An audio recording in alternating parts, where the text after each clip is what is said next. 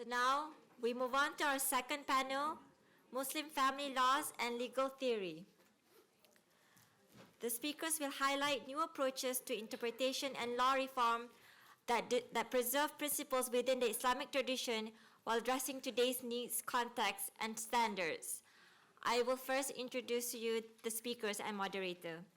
We have two distinguished speakers for this panel. Many of you are familiar with Professor Lynn Boschman, who teaches law here at SOAS and has a great deal of experience working with Palestinian and international human rights organizations. She specializes in law and society, Muslim family laws, women's rights, and human rights in the Middle East and North Africa. She is currently a member of the UN Independent International Commission of Inquiry on the Syrian Arab Republic. Our second speaker is Dr. Nevin Reda, an associate professor of Muslim studies at Emmanuel College of Victoria University in the University of Toronto. Her research interests include the poetics and hermeneutics of Qur'anic narrative structure, the Hebrew Bible and the Qur'an, spiritually integrative approaches to the Qur'an, Islamic feminist hermeneutics, Islamic ethical legal theory, Uṣūl al-Fiqh, and Islamic political theory. And we are extremely fortunate today to be welcoming our moderator, Professor Shaheen Sadar Ali. She is a professor at the University of Warwick, whose research interests lie at the intersection of Islamic law and jurisprudence, women and child rights and human rights, as well as legal and constitutional issues of Pakistan, South Asia, and the Muslim world. She has had a distinguished career in Pakistan, and as an expert for the UN, she has written and published extensively in her field. We now begin our panel. Thank you.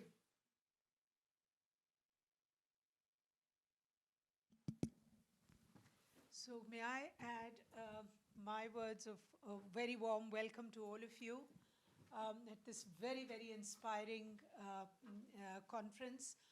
I say inspiring because I have spent the past couple of weeks trolling through this amazing book. And for me, the only words that come to mind, or the adjective that comes to mind, is majestic. And majestic in a spiritual, intellectual, and a very robust way. So, for me, It's agreeing with you. oh, it is agreeing with me. Okay, well, I'm bad at technology. Sorry, I'm just going to This must be the new clapping. So for me, it's really a dream come true, an honor and a privilege to be here among two very, very highly competent and reputed scholars. I'm going to leave them to explain their scholarship, because obviously I'm nowhere competent to do that for them. All I can say is that whoever put the program together was actually very clever. Everybody's going to take ownership for it now.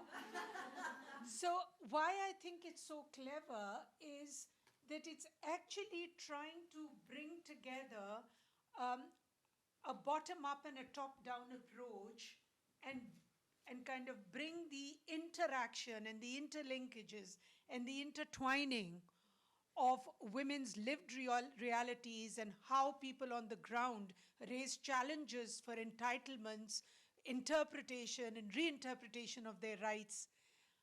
But that is under the umbrella of this very, very interesting, innovative framework that Naveen develops. So for me, I think it's just so very enriching, and is going to be enriching for all of us to hear them, because the two chapters speak so well to each other. My colleague has very kindly introduced colleagues, but Naveen, if I may request you to introduce your chapter to us, which is called Reform of Uṣūl al-Fiqh and Marriage, a spiritually integrative approach. Over to you. Thank you so much, Shaheen, for the great. Sorry, I'm going to add again. Thank you so much, Shaheen, for this great introduction. I'm honored and delighted to be a part of this panel, and thank you, Musawah, for making this work possible. Assalamu alaikum and greetings of peace, everyone. And can I have the PowerPoint? Yes. Thank you. Are you ready to present it? Wonderful. Thank you. Okay. Yep. Thank you. Okay. Okay. Thank you. So my chapter. Oh, it's not connected there. Sorry. Okay. Sorry. One moment. Okay. I'm not sure how to connect.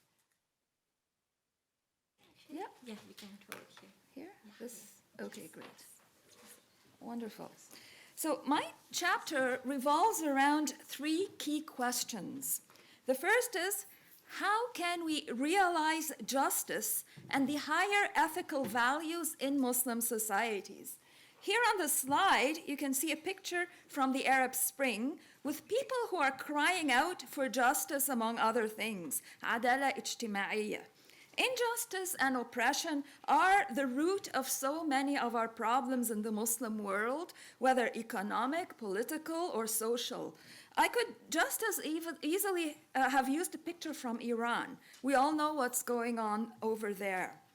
I contend that in order to have justice in Muslim societies, we need to have justice in Muslim marriage, because marriage is ontologically the most important of human relationships and the key institution where values are developed and instilled, where children are raised, and where partners grow and learn from each other.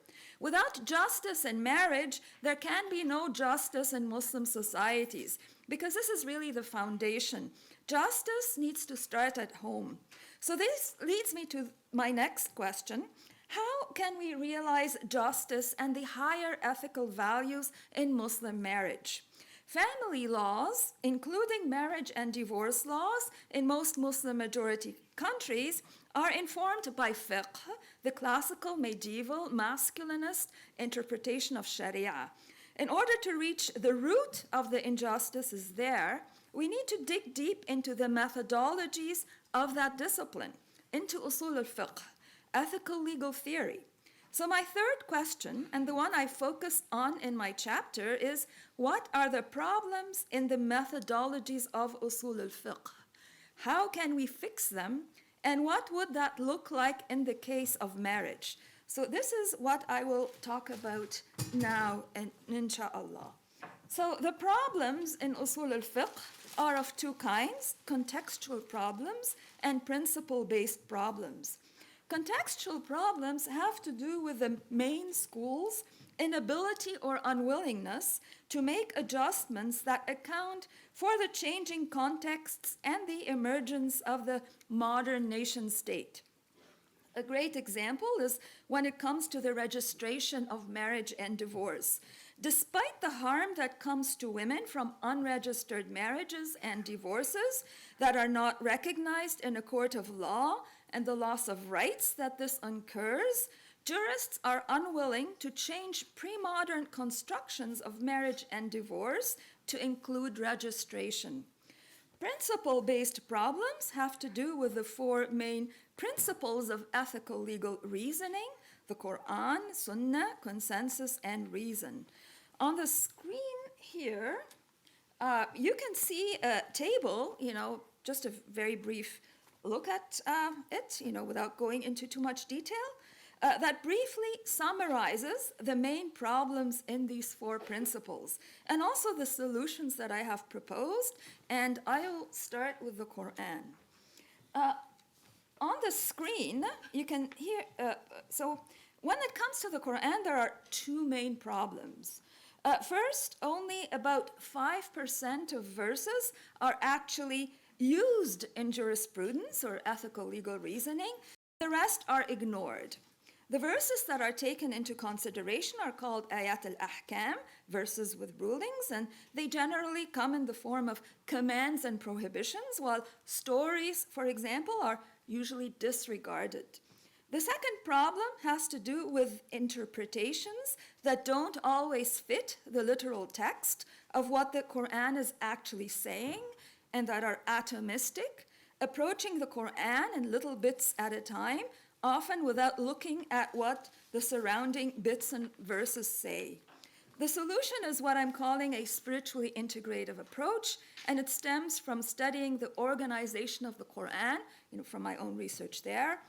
Here, I argue that we need to take 100% of the Qur'an into consideration, connecting between its practical and spiritual dimensions, since the instructions, prohibitions, stories, and theological reflections are all connected and contribute to shaping meaning.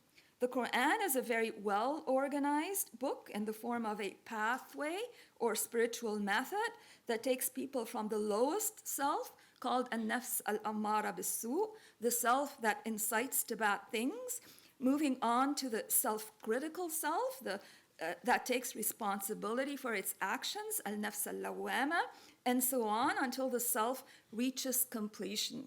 Every surah is a step in this process. I'm going to provide an example here as to how that plays out, very, very briefly.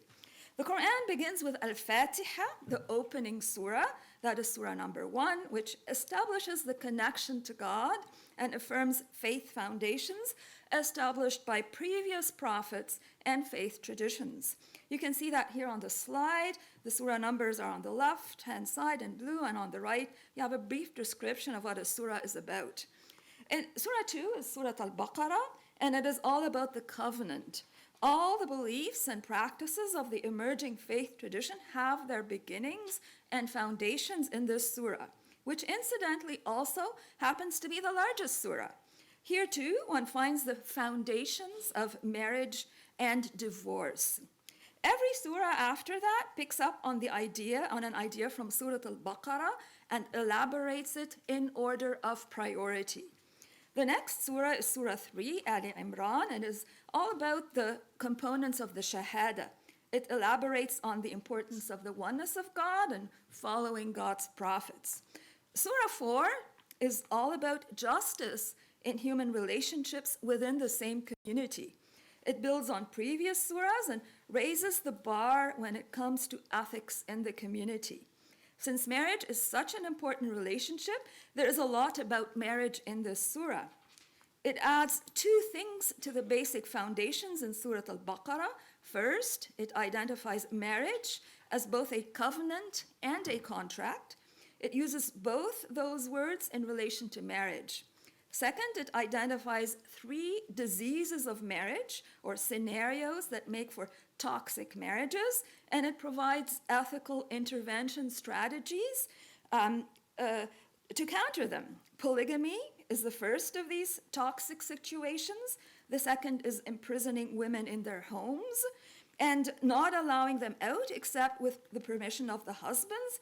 And the third toxic situation is wife beating. There's more. When it comes to divorce, the surah identifies 3 stages for an ethical divorce. The first is nushuz, which is spousal separation, when one partner leaves the marital home with the intention of separating. The second is shiqaq, which is a break in the marriage covenant. And the third is the final parting of ways, or firaq, which is by mutual consent. The surah also urges intervention and counseling to help save the marriage from breaking apart. As we can see here, divorce isn't a male-only prerogative that he can exercise upon his wife without any input from her, sometimes even irrevocably in one sitting. That is not what the surah is saying here. Divorce is a process with opportunities to help mend the marriage along the way, and the final parting of ways should be by mutual consent. Women have just as much right to initiate a divorce as men. Based on the terminology and the Qur'anic portrayals in these surahs, I define marriage as a civil contract with financial and sexual implications, and a covenant for spiritual advancement. Its contractual aspects are justiciable, while its spiritual aspects are not. However, the law serves to regulate marriage in ways that best serve this spiritual purpose and that achieve equity and justice. So this is a very different conceptualization from the classical one of the husband paying maintenance in return for a wife's sexual availability, which is based on the contract of sale or even slavery model. The classical model has advantages, but also a lot of problems built into it, and runs contrary to the Qur'an, which I won't get into now. The second principle of Uṣūl al-Fiqh, Islamic ethical or legal reasoning, is the Sunna, or Hadith, which are the texts that we associate with the Prophet's Sunnah. Here again, there are two main problems. The first is the relationship between the Qur'an and the Sunnah. The Sunnah is often privileged over and above the Qur'an and can even overrule it. As-Sunnah qadiya ala Qur'ani wa nasikha lah. The Sunnah is considered a judge over the Qur'an and can abrogate it. The second problem has to do with hadith interpretation. Hadith tend to be very short, cryptic statements that can have many meanings, and the methodologies for their interpretation tend to be very opaque and even non-existent. So I'm going to give you an example here. We probably all know the hadith. I have not left a trial or a temptation, a fitna, more harmful to men than women. This hadith has caused so much pain and heartache and is the root of many of our the oppressions we face, especially when it comes to the mosque or participation in public life. The problem here is in how the word fitna is interpreted. Our male scholarly elite interpret it to mean sexual temptresses. They claim that women tempt men sexually, so they must therefore be locked up and not let out of the house except with the permission of their menfolks. Women's bodies are thereby placed under the control of men. However, if you look at the Qur'an, the word fitna and its derivatives occur 60 times. And not once does it occur in a sexual sense or in connection with women. Not once. But it does occur in connection with oppression. For example, in connection with Moses and his people when they were an oppressed minority and they prayed to God not to make them a temptation as objects of oppression for unjust folks. If we go by how the word occurs in the Qur'an, then the hadith would have an entirely different meaning with very different implications.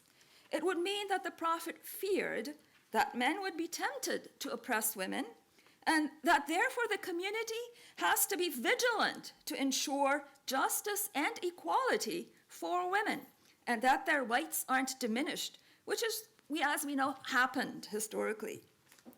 So if the Prophet really had said that hadith, and there are doubts, then what would he have meant by it? Would he have meant the meaning that we find in the Qur'an and that is in keeping with Qur'anic values of justice and mercy? Or would he have meant the meaning that emerged later and that made of women second-class citizens, which is closer to the time frame of the Prophet, the Qur'an, or the opinions of these jurists like At-Tabari, whom we've heard of earlier, and who have issues with women? As we can see, we really need to pay attention when it comes to the interpretive methodologies of hadith because they're a mess. The third principle of Uṣūl al-Fiqh is consensus or ijma' in Arabic.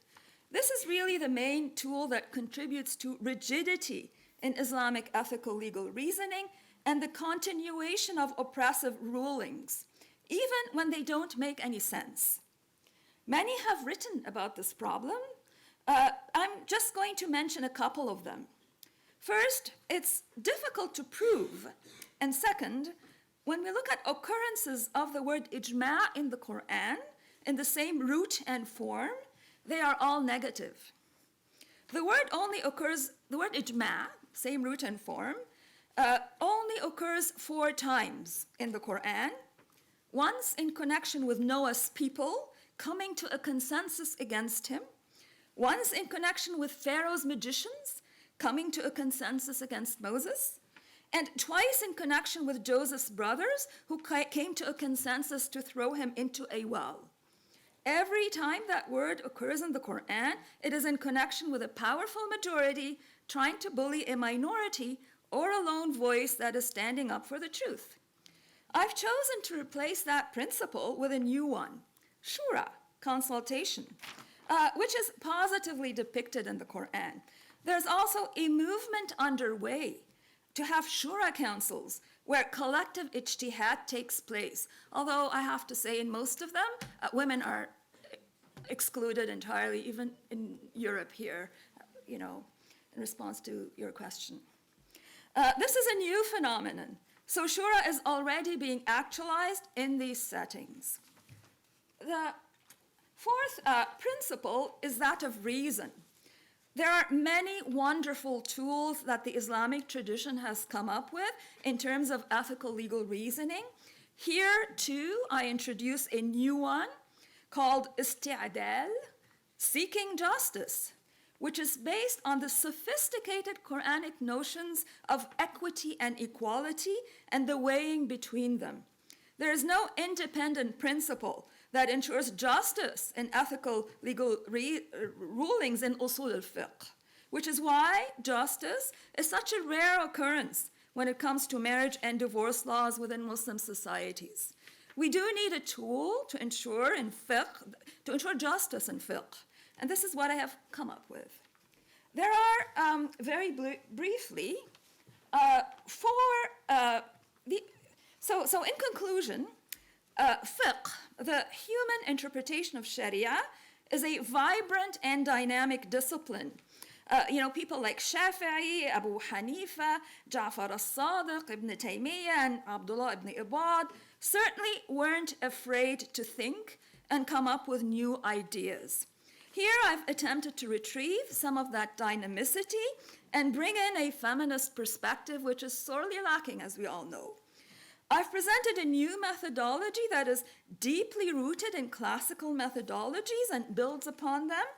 It is my contention that this new spiritually integrative methodology can lead to new, more egalitarian constructions of marriage and divorce, and hopefully contribute to more egalitarian laws in our legal systems. Thank you.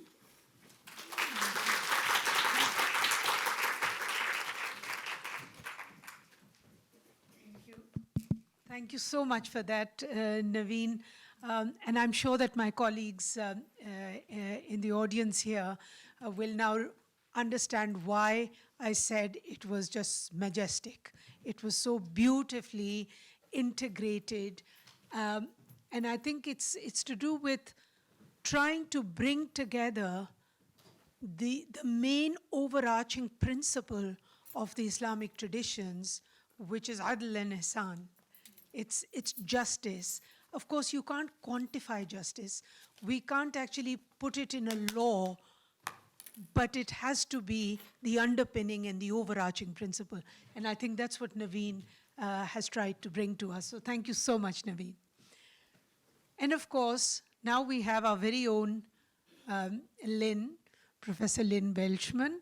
So what Lynn did, of course, in her true scholarly activist spirit, was to take some of the ethical principles, some of the scholarly ideas developed by Professor Minsky, our own Professor Minsky, and this whole notion of the four corners of a kite as representing legal pluralism, and how really the Islamic traditions are essentially inherently plural, but that we have in our infinite unwisdom tried not to draw upon the richness of that tradition. So thank you so much, Lynn. It was a pleasure reading this amazing, amazing chapter of yours. And it's over to you now. Thank you. I feel I could just go now. Thank you very much, Shaheen. Thank you, everybody. Thank you, Musawah. I was there at the launch in 2009. Is that me? If something bangs, it's probably my stick falling down or me. I was trying to sabotage you. It's futile. It's a futile attempt. I will not be stopped. So I'm endlessly grateful to Musawah to having been included as part of their path for so long. And I actually introduced the launch of the 2015 book, The Men in Charge, and I said then that it's very difficult to introduce a title that has a question mark at the end. You did it very well, because you said Men in Charge, question mark. And I was saying, are we supposed to say Men in Charge, or Men in Charge, or, you know, how do we read it in different ways? Luckily, this book doesn't have a question mark, and nor does my paper, which was done in collaboration with two very great friends and scholars, Marwa Sharafuddin, who is an Egyptian scholar activist, a long association with Musawah, currently at Harvard, and Dr. Zahia Jouarou, who's professor of Islamic and Religious Comparative Studies at the University of Mandouba in Tunisia. The last thing I would say about, I mean, that was a learning process as well, three quite different voices that Jana did so much work. Where's Jana gone? Ooh. Jana, who's positioned herself, so I had to stretch muscles I don't usually use anymore, who did a lot of work on our chapter, and I specifically thank Jana. I have to say that being with Musawah these years has really lit up my own academic work since it started. It's really been a light shining in the sort of gloomy days of academic solipsism and sort of siloism. So I was a human rights activist before, and I have appreciated very much the way they treat each other and the ethics that they build in their interactions as well as their scholarship. Right, I am going to talk about the chapter now. We started our collective endeavour, me and Zahia and Marwa, and the chapter by asking, I don't have a PowerPoint, sorry. What are the different pathways through which Qur'anic ethics of equality, justice and care is a very important one, can be and have been incorporated today into the text and practices of Muslim family law? And we consider this question through an initial consideration of Muslim family law and its trajectories of reform, no question marks.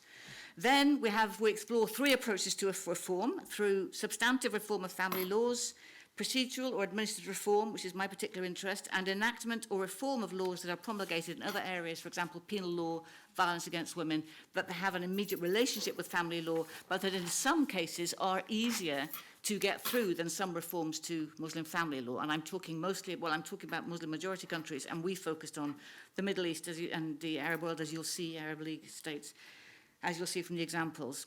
Muslim family law matters to mothers, grandmothers, daughters, sisters, aunts and wives, as well as their male relatives, because it governs their most intimate relationships, and it also configures relations with the world outside the family, including variously the worlds of education, work, property. We know all this. It's not just family law. It doesn't stay in the house.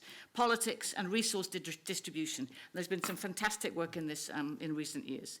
This is the case whether we're referring to Muslim family law in statutory form or as part of a normative repertoire that, for Baudouin Dupré, who's a scholar whose work I admire very much and I've used in this chapter, we've used in this chapter, normative repertoire exists along other normative repertoires interacting and competing. The use of normative repertoire, according to Dupré, aims to account for the discursive forms used in the construction of an action claiming to, he's quite difficult to read sometimes, claiming to be founded on a norm, a justificatory norm, and expressed in a norm, a prescriptive or regulatory norm.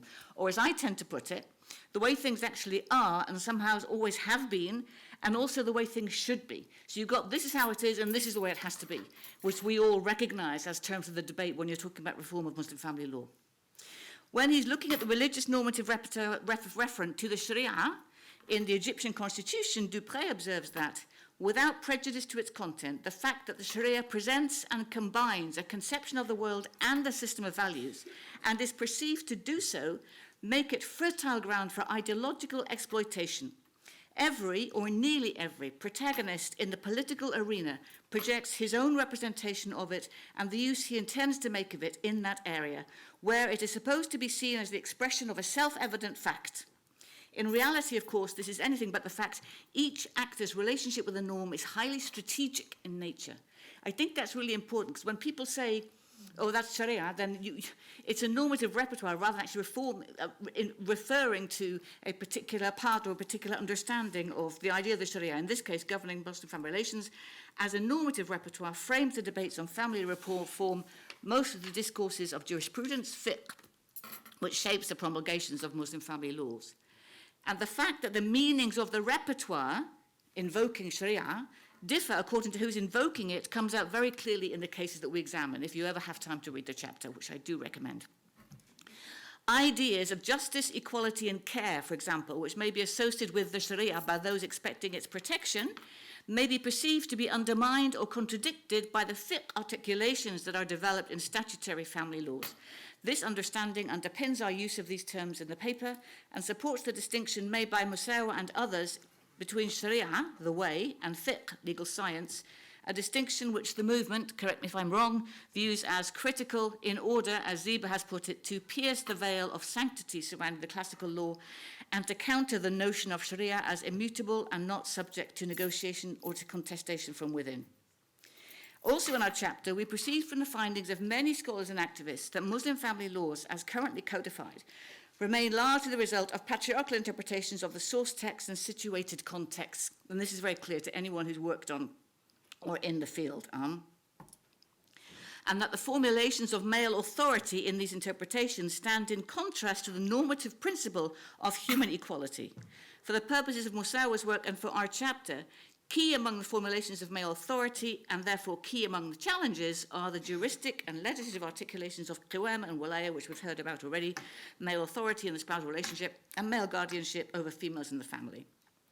This is not by no means particular or peculiar to Islamic law, Muslim societies, or even Muslim family law. So it's much more global, shall we say, or universal. But there are particular challenges in addressing how they might give way to the principle of equality and to the Qur'anic ethics of justice, equality, and care.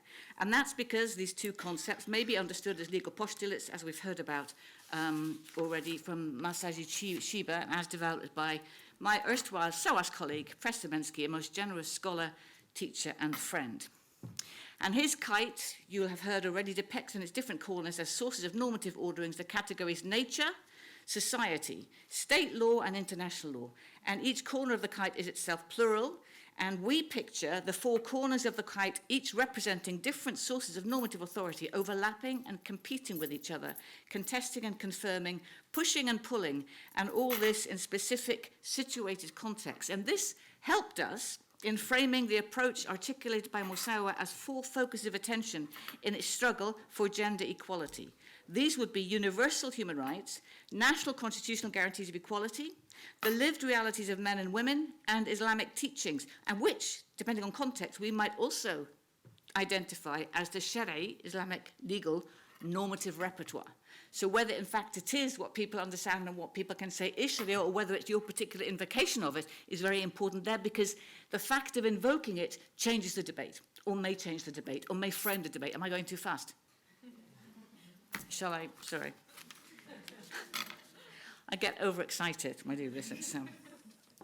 So, for us, it's possible that the kite helped to illustrate two different overarching ideas in the struggle for equality and justice. First, it demonstrates how from all four corners and the many, I can never say that word, interstices, there are practices and principles that come together to uphold equality, fairness, and justice. Second, it shows how legal postulates, notably for our purposes, Qur'an and Walaya, in some states come together with state law and judicial practice to frustrate these goals, or, in other parts, to uphold them through gender-sensitive reforms and practices where successful efforts for change have combined advocacy and actors in more than one corner of the kite. Advocates for change have used many different strategies. We only look at three. There are others that we could have looked at. The three we look at and these others have not yet resulted in comprehensive change that Musawah advocates and others are seeking. But they do create results that may be seen as cumulative milestones towards this kind of change, which need vigilant monitoring and follow-up. It's also evident that the change to the statutory narrative of the family, what the story tells, what the law tells the story about the family it's insufficient to achieve change in family life, and particularly women's lives, without supportive institutional input, such as socio-political and economic policy changes that take an intersectional approach in focusing, in particular, on marginalized, rural, and poor women. So there's all these different issues that have to be taken into account. How long have I got? 5 minutes? 10 minutes? What have I got? No. 10. No, 30 for the whole session. I think. I'm not going to use the 30, 10. I'm hoping not, because we open up the... No, I know. I insist that those bits are not part of my 10 left. I'm just saying. nor my staggering back to the chair afterwards, so that's an extra bit at the end. Okay, so our three approaches, the ones that we look at in this chapter. First of all is on substantive family law, using multiple frames of reference, and this is the most direct target and effort that a lot of women's groups invest time in, advocating for changes to the text of the laws themselves. Changing the legal text establishes new standards of family relations and over time affects family dynamics, although you have to monitor whether there's unintended consequences as well, through impacting the types of recourse that may be accessed through the court and the kind of behaviour that will be supported or sanctioned by the judiciary. The courts, the law, they're never irrelevant in these. You may be dealing with other systems, but the courts and the law are always there in the background, even if they're not at your forefront in your family life. Reform of family laws in particular is not easy when religion is institutionalized by the state and an alliance between the state and religious authorities exist. This makes it difficult for women's movements and other reformers to call for changes in the family law, as such calls are viewed as direct threats to the alliance's power interests. And they may then invoke Sharia in defense of that, but actually it's more in defense of power interest than in defense of a particular interpretation of text. Those arguing for change must challenge that power and demonstrate how religious interpretations can incorporate change and why social and political factors make that change so essential. They combine a variety of arguments, including from within Islam, constitutional legal requirements and so on, many human rights standards, and evidence of how laws affect people's lives based on data. And strategies differ, according to these factors, in different countries, depending on what concepts resonate more. In this chapter, we present 3 examples of advocacy efforts in which a variety of arguments were used to push for substantive change to family laws.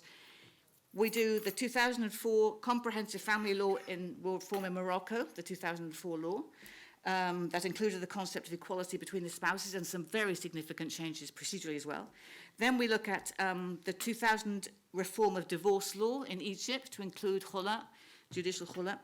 And thirdly, we look at the 2020 inheritance reform debates in Tunisia, which are extremely interesting, have not yet passed into law, but are at this stage of a lot of community work, a lot of discourse and interaction and so on. So that's very interesting as well. And obviously, one of the most contentious and sensitive areas of Islamic family law when you're looking at inheritance and succession.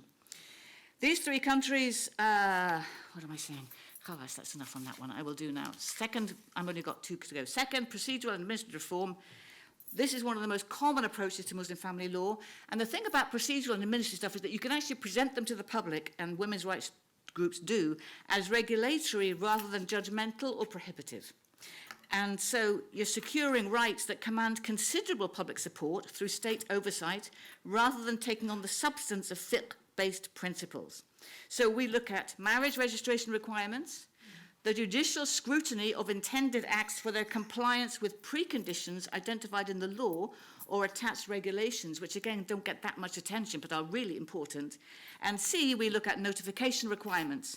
All of this with regard to the effort to eliminate or reduce the incidence of child marriage and of polygyny, and to protect women's access to their inheritance rights. And the goals around each of these 3 issues is ultimately to ensure the principle of equality. And we look there in regard to recent developments in Morocco, Jordan, and Palestine to demonstrate how procedural and regulatory approaches can be used to promote equality.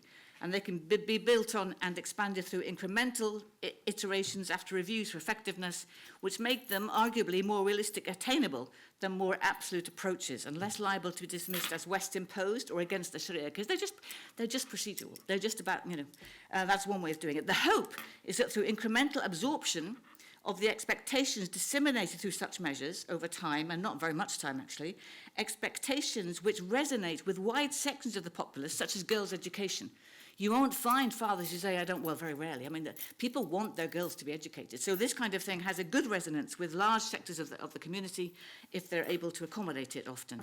And that's the hope there, is that the targeted practice and attitudes themselves will change, permitting further approaches to the egalitarian Qur'anic ethics. But they're not cost-free. You have to have oversight, you have to have follow-up, you have to have statistical disaggregation and find out what's going on. You can't say, we will not allow the marriage of a girl aged 15 if it will lead to her leaving school. Well, how do how do you know that that's going to lead, there's a lot of things that have to be, money has to go into funding, states have to go into doing this. So our third area is new laws or amending existing laws that relate to family issues. And in this, we look at the issue of violence against women. A number of Muslim majority and minority countries have issued new domestic violence laws or reformed their penal codes, resulting in significant legal developments that may help curb violence against women, including in the family, where if you have the power dynamics built on men over women, it does not make it easier to prevent violence within the family, and we know this. It's not the only issue. That's to do with patriarchal interpretations and behaviours and so on. However, it's an important contributing factor. And so in the chapter, we look at how these factors and the ways in which countries resort to enactment or reform of laws other than the family law can be understood through the examples of new laws combating violence against women. Here we look at Tunisia, and reform of the penal code provisions related to exoneration of rapists when they marry their victims. And here we look at the processes of what happened in trying to tackle that part of the penal code in the states of Morocco, Jordan, and Lebanon. I've got 2 minutes to go. Is that okay? In each of these, there is an interplay between different factors, but in every case, it was women's groups who helped push for the law reform through extensive and varied advocacy efforts, really significant. And when you look at the experience, it really comes through. That's the key thing that makes it, that is a common factor between all these different experiences. The women's groups based their work on real-life stories of women or families who were suffering, lobbying around emblematic stories. They showed that problematic practices and legal provisions that institutionalized violence either did not reflect local values and beliefs or had foreign colonial roots. They're built on similar previous reforms in other countries with similar cults and religions, creating what we call a ripple effect of reforms. And they also seized particular political moments that can open the door to successful reform. So overall, we hope the chapter demonstrates how reformers can use a multitude of different approaches or pathways to approach family law issues in Muslim contexts. Approaches are both selected for and affected by the context, both in terms of the types of reform needed and the political and social constraints and opportunities. And if we look again at women's groups, no matter how restrictive or open the democratic space was in each of the countries examined, women's movements often felt the problem on the ground and translated it into advocacy campaigns for reform.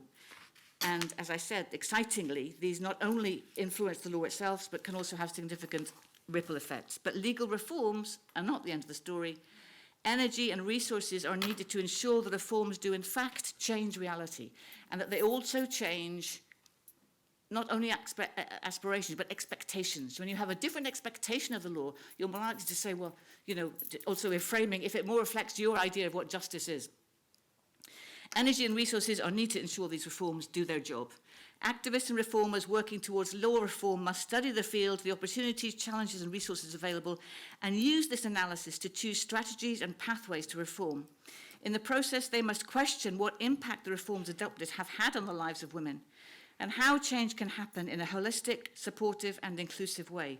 All this, of course, takes many years, but there's many young people in this audience, so I'm glad for that, because this takes many years of persistent, consistent work, but we are confident that the energy and determination is out there. I thank you, and I thank Musawah. I can lend you my arm. Oh, I do like to have an arm. Thank you very much. It's much easier than a stick or both. Thank you all. This is not catching, by the way.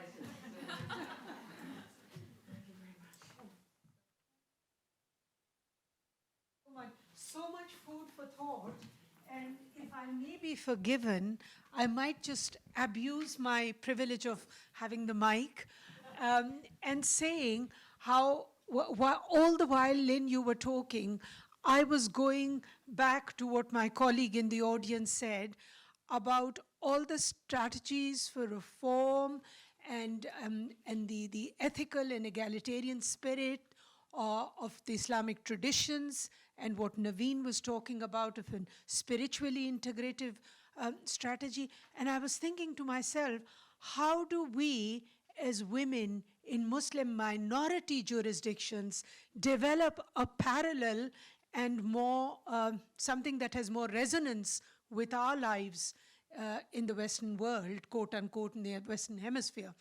How do we actually use this repertoire of knowledge that has been created and generated? So I'm looking to Musawah to support us all for that next stage of our journey, because whilst at one level we may, as Ziba said, be at a formally different legal plane than our counterparts in Muslim majority countries.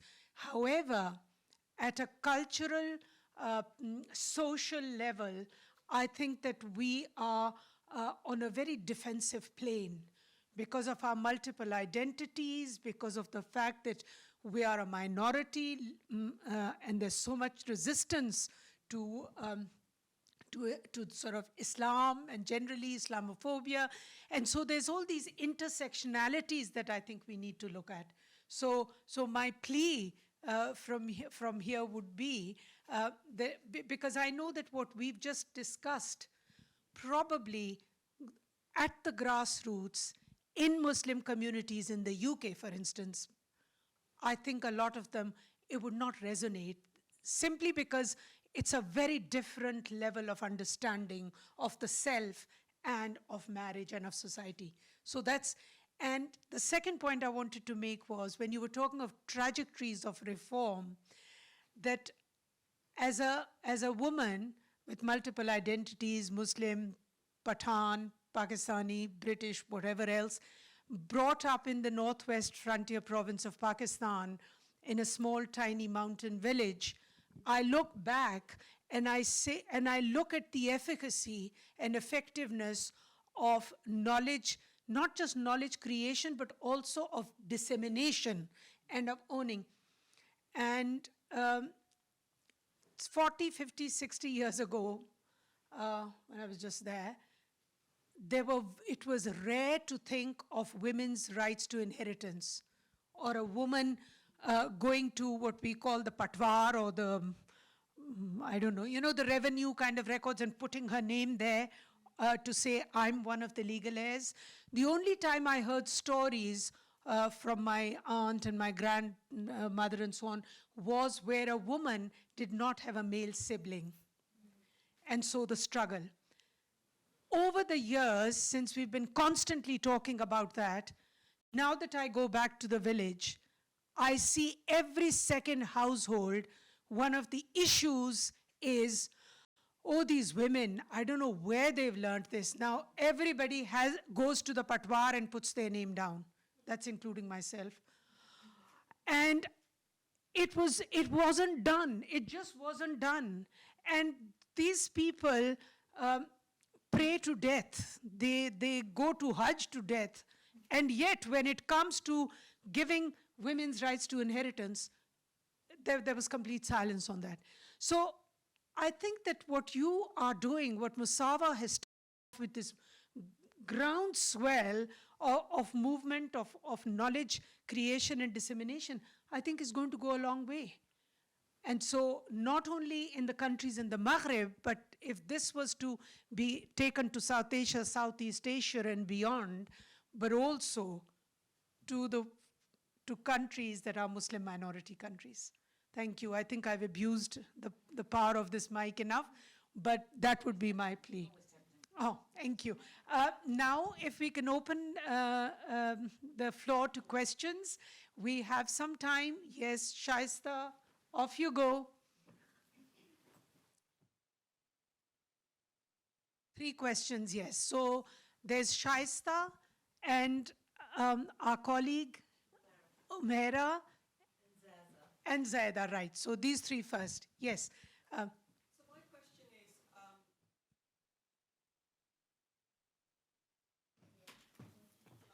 okay, it's working now, sorry. You mentioned about involving women in women's groups in reforming laws, and I know that with Musawah's knowledge that also CEDAW committees are given training. So I had 2 questions. So one is, how about involving the female parliamentarians in those Muslim majority countries? Do you kind of bring them together because all of them will be working on very similar law reforms and trying to train them up on Musawah knowledge. And also with the CEDAW committee members, are they sort of routinely trained up, or is it that they would just, whoever agrees that you would train them up, and then maybe the following year they might not agree? Or is it it would be good if it was a routine, every time there's a new CEDAW committee member that they have to go through Musawah's training? That would be fantastic.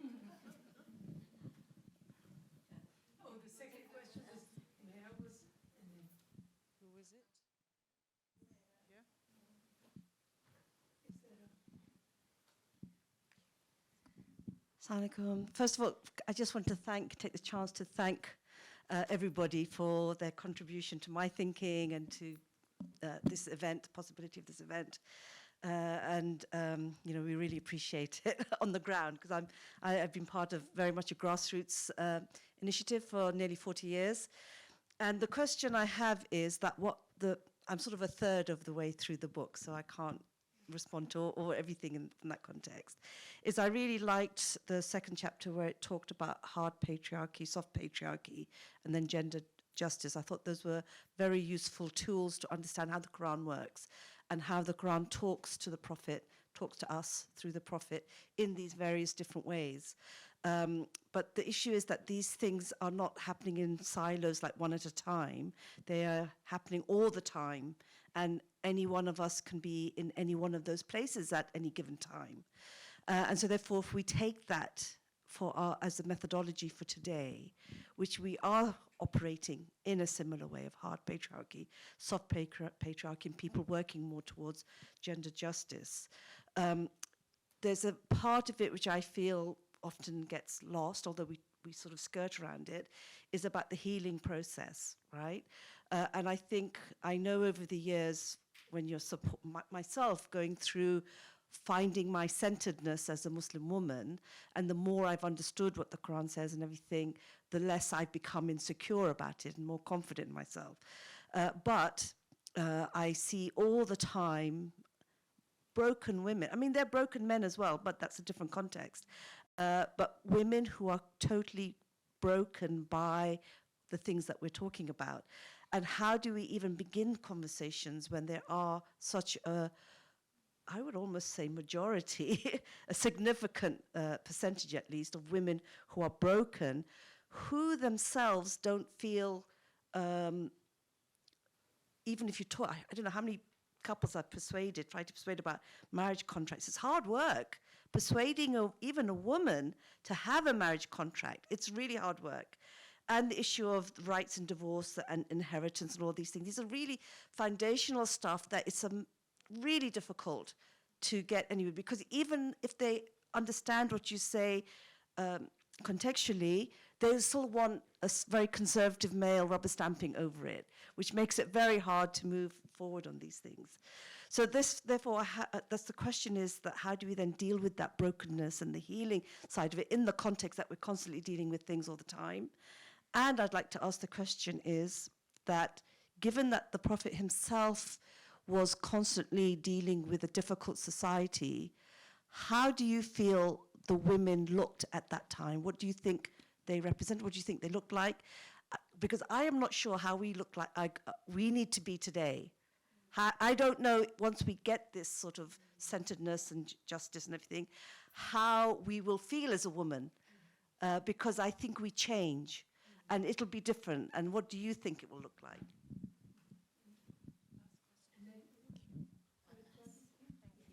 Thank you. Well, I'm thinking about Humaira's question now. It was a very deep question. So my name is Zaz al-Sheikh, and I am a mediator, a family mediator, and so therefore I'm a practitioner rather than a scholar.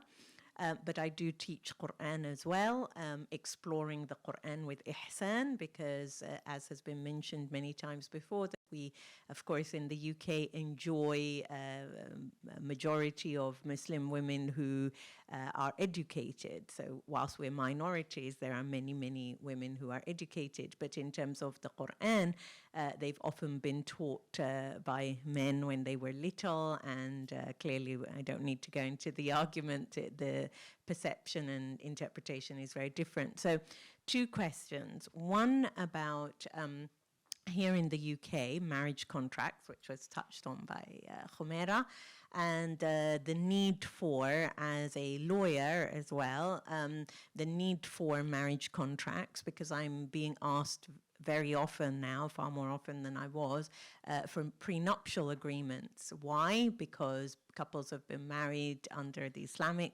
framework for some years, and then they may have encountered some trouble in their marriage, and they want to secure the marriage going forward with a prenuptial agreement. And that is very expensive. You're looking at 6,000 to 8,000 per person, so each of the parties, because they have to have independent legal advice. So we really need to bring marriage contracts back as the favorite. So a question about that, what are your thoughts? And the second is that we have in Masr, in Egypt, we have khula brought into the legal framework, but what is the effect of it? Because women, I've just come back from Egypt, from Cairo a month ago, and there's a 40% divorce rate moving towards 45%, and many of those are khulas. But what is the enforcement? Women are trapped in courts for 7+ years to get a settlement, which is in Egyptian pounds, which buys nothing compared to what they asked for years ago. So your thoughts on that, please. Thank you very much for those three questions. I'll hand them over to our experts. I'll answer a little bit about the khula thing, but I think, first of all, Shaista, I think that question has to go to Ziba or to someone to speak for Musawah, because I can't. I know you've been doing a lot of work with members of the CEDAW committee, and I don't think you've yet achieved a mandatory training course for all CEDAW members, but I don't know if you want to answer that now or from the floor. Or Maybe I can answer that, Professor Lin. Yes, please. So Shaista, thank you for the question. Musawah is currently developing the new curriculum for capacity building internally. And I'm sorry, am I standing in an awkward stage where everybody has to turn their necks?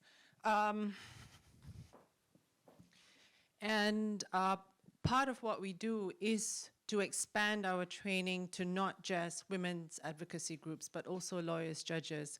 Parliamentarians would be an interesting group, but definitely not one we will exclude.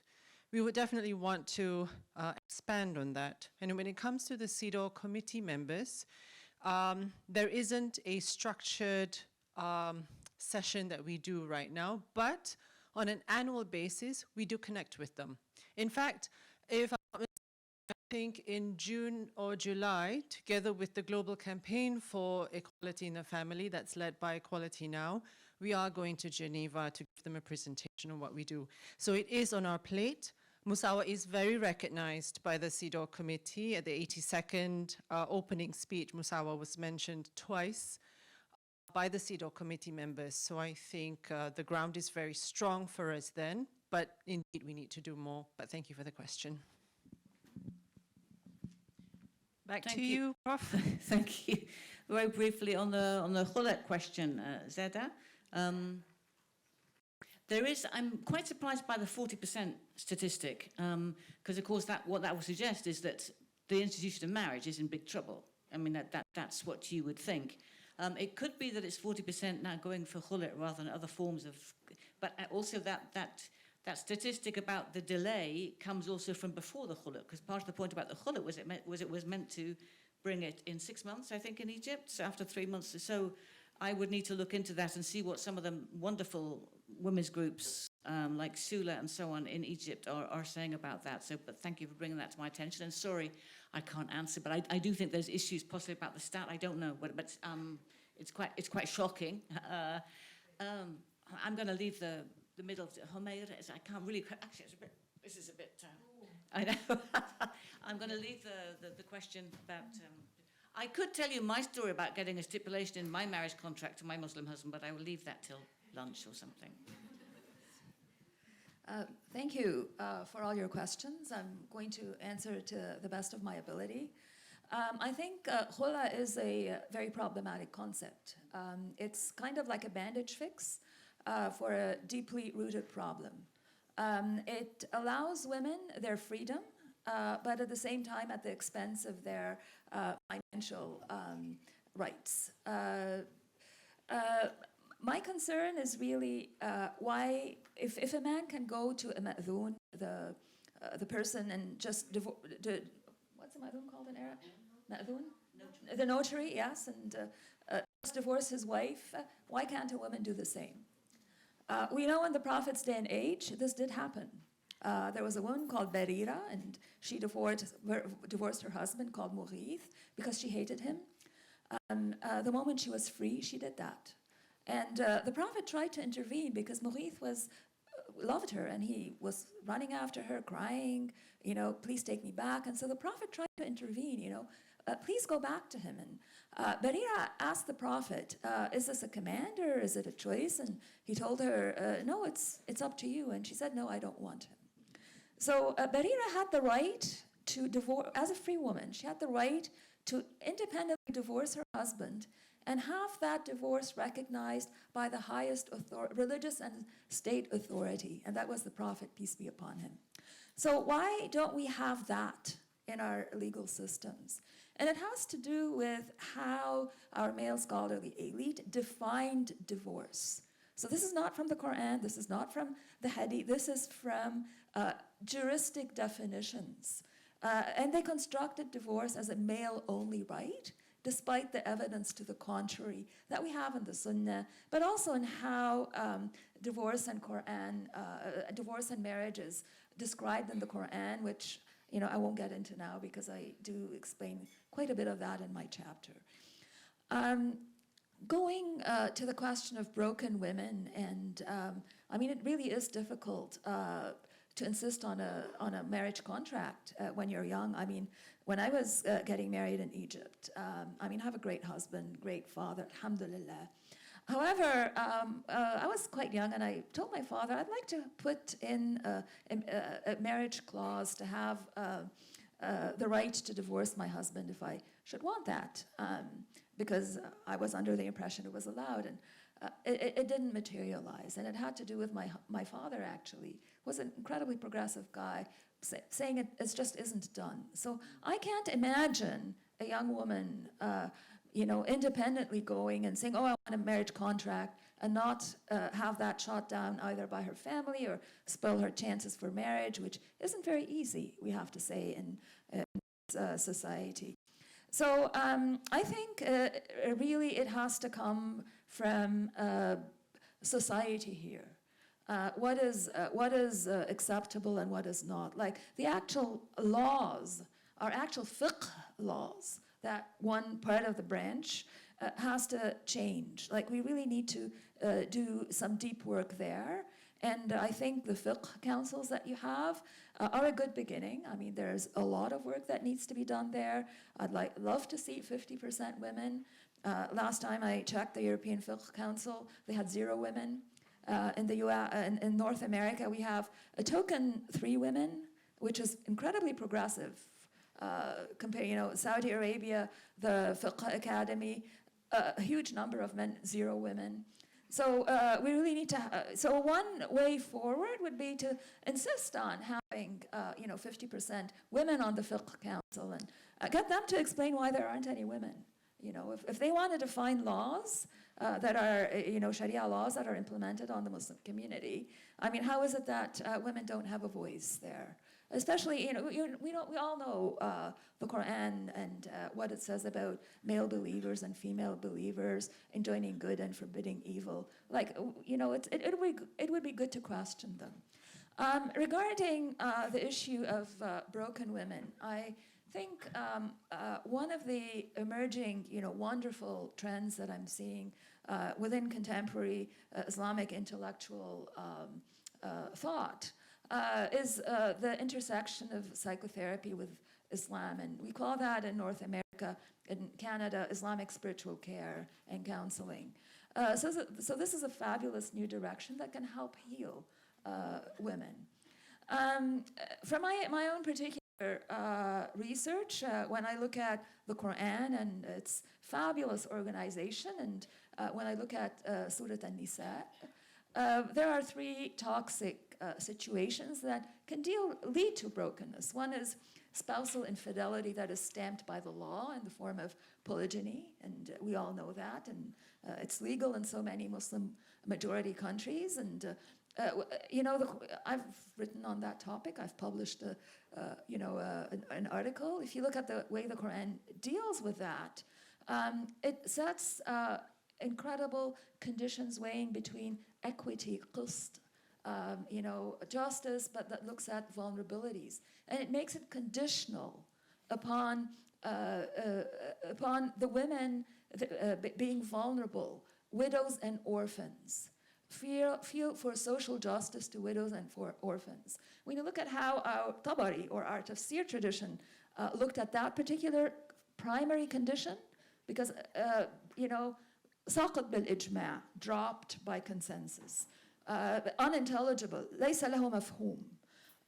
So again, these are, if you look at the Quran, what it does in the issue of polygamy, when it does in the issue of home imprisonment, a husband denying his wife the right to go and work or go shopping or whatever, and wife beating, and I've also published on those topics. What it does is it provides ethical tools into people's hands, values like qist and justice and wonderful values, and raises the bar of ethics in ways that allow the community as a whole to recognize just how dangerous and how un-Islamic these practices are. So again, it's very exciting to be looking and exploring new research, and there's so much potential, and I see so many of you who are capable of doing that, and inshallah have a long, many years to develop these ideas. Thank you. I just say something very quickly, just to really to perhaps take us off to lunch. When I was marrying my husband, who is from Palestine, from Jerusalem, and is Muslim, and so we had a British marriage contract under English law, and then we had a Muslim marriage contract in London. And I was saying I have to have the stipulation, like Esma Ba'idi, I have to have the power to divorce myself on my hand, and he's to settle in, we don't do that in my family. It isn't done. This idea is not done. That's exactly, it made me think about that. It's not done. It's not the thing we do, and my family really don't want it. My sisters didn't have it. I really don't do this to me. That was kind of, So in the end, I said, look, Akram, I teach this material. I can't not have it in my marriage contract. I did. And so in the end, he said, oh, okay, don't tell my mother. So, of course, I did tell his mother afterwards. And she said, Bravo alayki, well done, because what he was his family context, she had changed, and she said, no, of course, these days you need it. So that was just this story. Oh, thank you. That was really... thank you so much. Just to add a bit of icing on the cake there, in Pakistan, where I was born and raised, since 1967, in the famous case Rashid Bibi versus Muhammad Amin, this is Supreme Court case there, the concept of khul as something which the woman can unilaterally pronounce to end the marriage has been established. And so that's for donkey's years ago, 1967.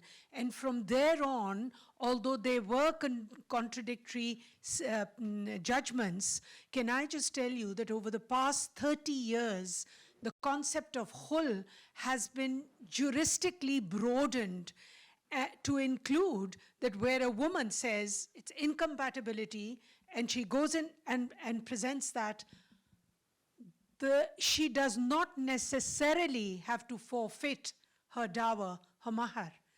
And her household work, her contribution of raising her children and nurturing her children, and her contribution to the household assets is then quantified. And I have seen judgments where what is called zare khula, I mean in Urdu it's zare khula, which means the zar is the wealth.